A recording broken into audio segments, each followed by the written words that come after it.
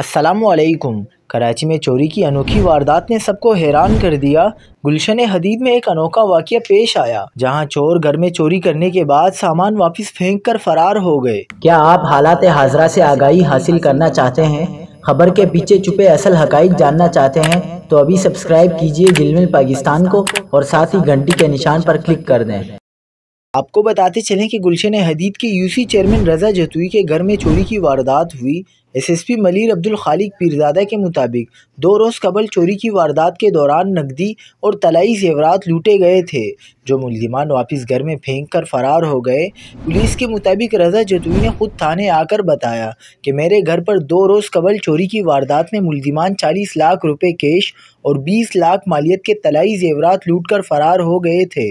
रजा जतुई ने मजीद बताया कि गुज़िश्ता रोज़ मेरी अहलिया सहन में बिल्लियों को खाना डाल रही थी तो उन्होंने देखा कि एक थैले में मज़कूरा रकम और तलाई जेवरात पड़े हुए थे।